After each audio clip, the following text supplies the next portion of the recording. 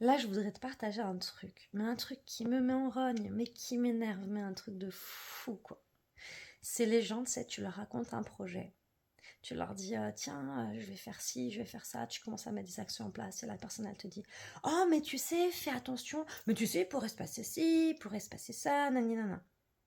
Alors, prévenir les gens quand il y a un danger réel, c'est complètement ok, tu vois.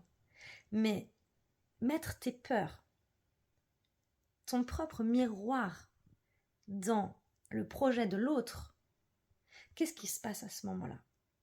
Mais si t'es pas focus sur ton projet à 100%, ça te réveille tes propres doutes.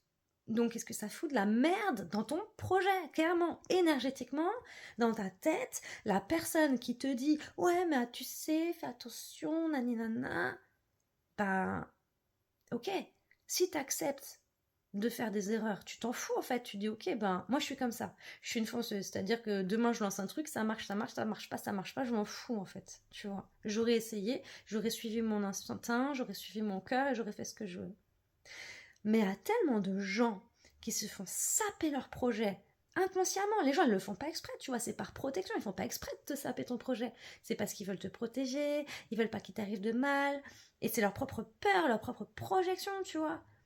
Donc vraiment, ne parle pas de tes projets, ou alors si t'en parles, t'as des personnes que t'es persuadé, mais sûr de à 100%, qui vont te suivre et qui vont te mettre des bonnes énergies, des bonnes paroles, des bonnes pensées envers tes projets.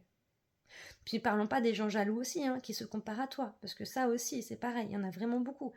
Ah ouais, mais toi, du coup, t'as eu des maisons, mais moi, ça me rappelle à moi que j'ai pas une maison. Et du coup, pouf, ils se baissent leur confiance en eux, en fait.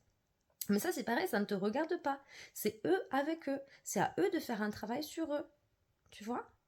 En développement personnel, on apprend justement à vraiment garder la confiance en soi, à garder focus sur son objectif et à tenir son objectif, à mettre un plan d'action, des actions en place et surtout à s'entourer des bonnes personnes.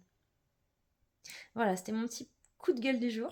Parce que c'est pour ça aussi, tu vois, pendant un temps, je m'étais mis dans ma bulle, quoi. C'est-à-dire, je me suis entourée que de gens qui étaient dans le développement personnel, qui étaient dans la spiritualité, de gens bienveillants, de gens qui essayent de ne pas juger, de gens qui respectent les projets des autres, qui les soutiennent, tu vois. Même si eux, ils n'auraient pas fait ce projet-là comme ci ou comme ça, ils soutiennent les autres. Ils ont de l'affection, de l'amour pour les autres et ils l'emploient de la bonne manière, tu vois. Donc voilà, en tout cas vraiment je te conseille de développer ton développement personnel, ta spiritualité, méditer, écouter des hypnoses, des séances de sophrologie, lire des livres. Et vraiment ça va t'aider à y voir beaucoup plus clair dans ce que toi tu veux, dans ce qui est bon pour toi et ne pas écouter les autres.